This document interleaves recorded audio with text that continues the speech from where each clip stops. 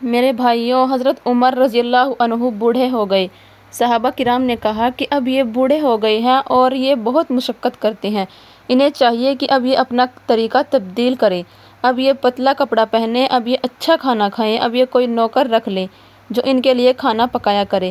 لیکن بھائی بات کون کرے؟ انہوں نے کہا کہ بیٹی سے کہو وہ بات کرے۔ حضرت حفصہ رضی اللہ عنہ کو تیار کیا گیا کہ آپ بات فرمائیں، اگر حضرت مان جائیں تو پھر ہماری بات بتا دینا، اگر نہ مانے تو پھر ہمارے نام نہ بتانا۔ اور یہ مشورہ کرنے والے کون تھے؟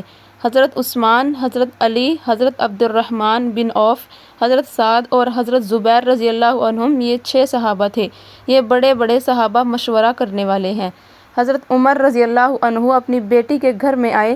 بیٹی نے کہا، ابا جان آپ بوڑھے ہو گئے ہیں اور ملکوں کے وفد آتے ہیں، بڑے بڑے بادشاہوں کے وفد آتے ہیں، اب آپ اچھا کھانا کھایا کریں، اچھا لباس پہنا کریں اور کوئی نوکر رکھ لیں جو آپ کی خدمت کیا کرے، جس سے آپ کو راحت پہنچے۔ فرمایا، بیٹی گھر والوں کو پتہ ہوتا ہے کہ میرے گھر میں کیا ہے؟ کہنے لگی، ہاں۔ فرمایا، بیٹی تجھے پتہ ہے کہ حضور صلی اللہ علیہ وسلم دنیا سے تشریف لے گئے اور آپ نے کبھی پیٹ بھر کر کھانا نہیں کھایا؟ فرمایا، یہ مجھے پتہ ہے۔ کہا، ہاں پتہ ہے کہ صبح کو کھایا تو شام کو نہ کھایا، شام کو کھایا تو صبح کو نہیں کھایا۔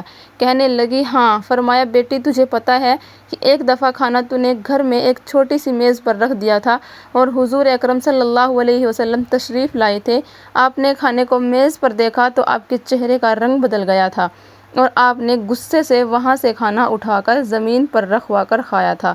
فرمایا، ہاں بیٹی تجھے یاد ہے کہ حضور اکرم صلی اللہ علیہ وسلم کے پاس ایک ہی جوڑا تھا، جب میلا ہوتا تو خود ہی دھوتے تھے اور دھو کر اسے خشک کرتے تھے، یہاں تک کہ نماز کا وقت ہو جاتا تھا اور حضرت بلال رضی اللہ عنہ اذان دے کر آپ کا انتظار کرتے تھے، یا رسول اللہ صلی اللہ علیہ وسلم الصلاۃ، تو ابھی آپ کا جوڑا خشک نہیں ہوتا تھا، آپ انتظار کرتے تھے یہاں تک کہ آپ کا جوڑا خشک ہوتا اور اسے پہن کر پھر آپ جا کر نماز پڑھا کرتے تھے۔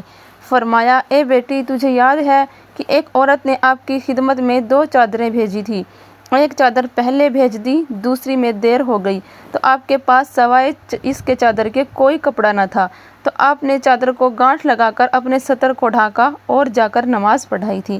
فرمایا، تجھے یاد ہے؟ بیٹی نے کہا، یاد ہے۔ پھر حضرت عمر رضی اللہ عنہ رونا شروع ہوئے۔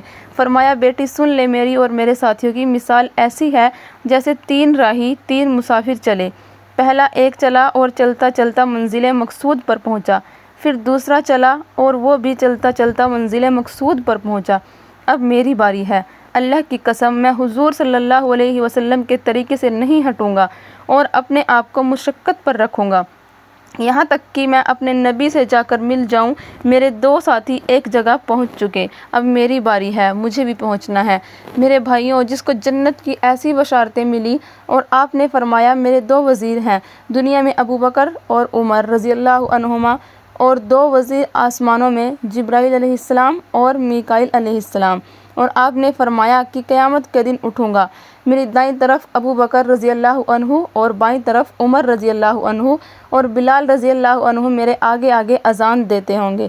یہ ساری خوشخبریاں سنی ہیں، لیکن بیٹے سے کہہ رہے ہیں، میرا سر زمین پر ڈال دے، میں اپنے چہرے پر مٹی ملنا چاہتا ہوں کہ میرے رب کو اس پر ترس آ جائے گا۔ سبحان اللہ۔